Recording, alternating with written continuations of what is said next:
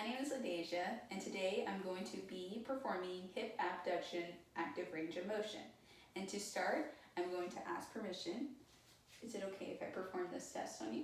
Yes, you may. Okay, so to start, I'm going to have you lay supine with your back on the table.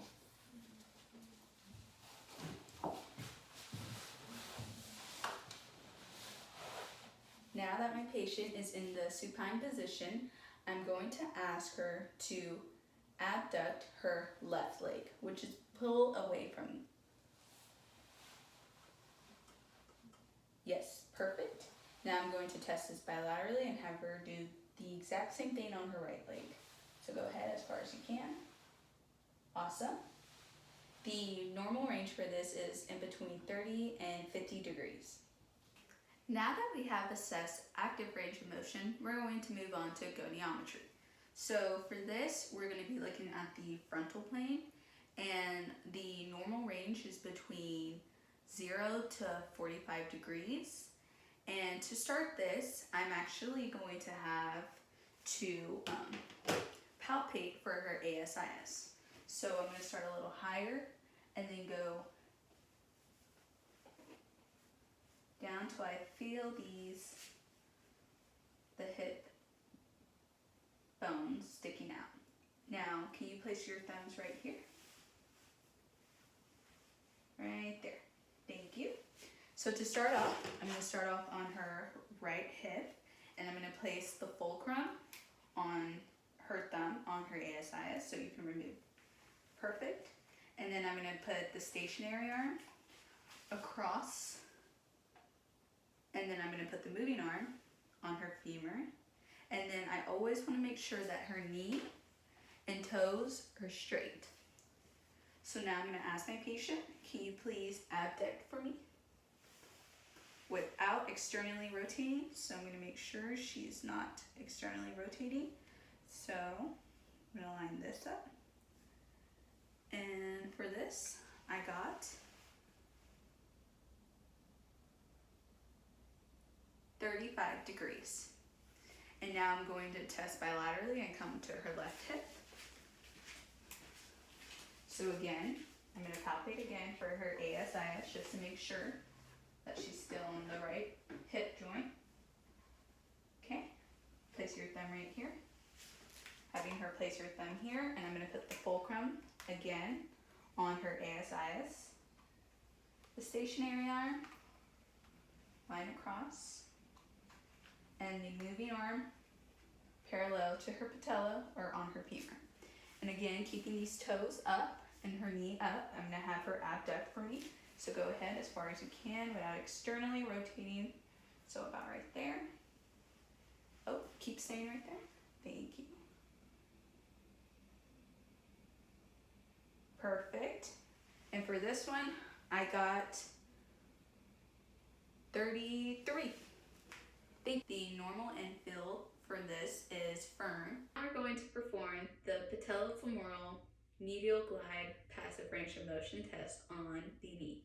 So to start this, I'm going to have my patient lay supine on the table.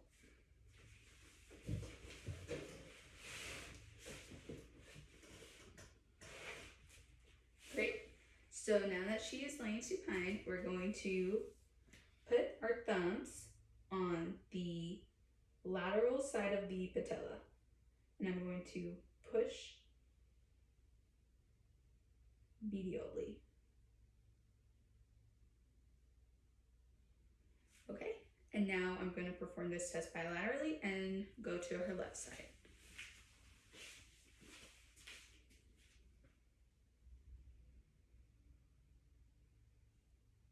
Again, I'm lining my thumbs with the lateral patella and watching it pop. This test was performed to look for the client's response if she has something like pain, and for joint play, and to assess for infill. And for mine, my patient had a firm infill. For flexibility, I'm going to be performing the Thomas test. For this test, we're going to have our patient lay supine on the table. So go ahead and lay supine. Now that she's in this position, in order to perform this test, we're going to actively flex her hip and her knee. So we're gonna have her like this. For this test, we're looking for her other knee or her other leg to actively flex while this one is flexing. And now I'm going to perform bilaterally. Again, I'm going to ask her to actively flex her hip and her knee. Perfect. If her other leg was to come into flexion as well, then this means that she has iliopsoas type. I'm moving on to manual muscle testing. The manual muscle test that I'm going to perform is knee extension. To start this, we're going to have the patient sit on the table like she already is, and I'm going to place my stabilizing hand on her femur. I'm not going to have a resisting hand because we're going to do a grade 3. So to start this, I'm going to ask my patient to extend her knee as far as she can. Perfect, just like that. Now I'm going to perform bilaterally and have her do her other knee. Go ahead and extend your knee. Great. And she was able to go through the full range of motion. The muscles that are involved in this is the rectus femoris, vastus lateralis, vastus medialis, and vastus intermedius. Next, I'm going to move on to special tests. The first special test I'm going to perform is the flexion, adduction, axial compression test. To start this test, I'm going to have my patient lay supine on the table.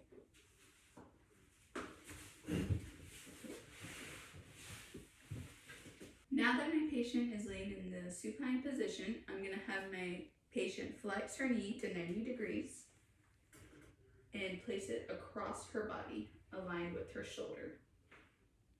You can relax a little bit and then relax your hip and just perfect.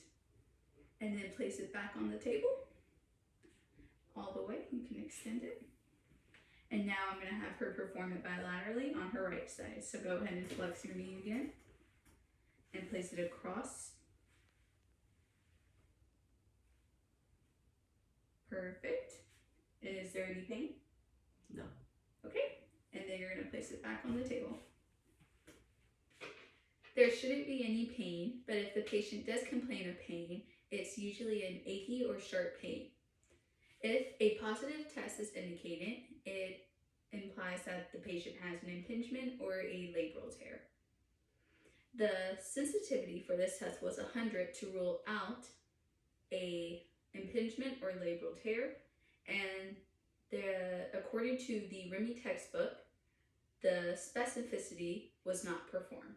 The next special test that we're going to perform is the valgus stress test for the knee. To start, I'm going to have my patient lay in the supine position on the table. Perfect. Now that she's in the supine position, we're going to first check for any pain or laxity in her knees. So do you have any pain? No. And there is no laxity, so we're going to continue. Next, I'm going to have her flex to about 30 degrees off the table, and then I'm going to put my hand on her ankle and my other hand on her knee. And then I'm going to apply a valgus force. Okay. Now that I did that, I'm going to perform bilaterally. And again, place my hand on her ankle and then my other hand on her knee. And I'm going to apply a valgus force. Perfect. If there is pain at the tibial-collateral ligament or increased extrusion between the femur and the tibia, then the patient is positive for a MCL disruption. The sensitivity for this test was 91 to rule out a MCL disruption, and the specificity was 49 to rule in a MCL tear. Now we're going to perform palpations. The first one we're going to perform is the sartorius. To begin, we're going to have our patient lay in the supine position on the table. Now that she's in this position, I'm going to start by feeling for her ASIS in order to see if I'm on the correct location. I'm going to add some resistance and feel the muscle that pops up. Now that I felt for that, I'm going to follow the muscle down into the anterior part of her femur. The next palpation that we're going to perform is the medial femoral condyle of the knee.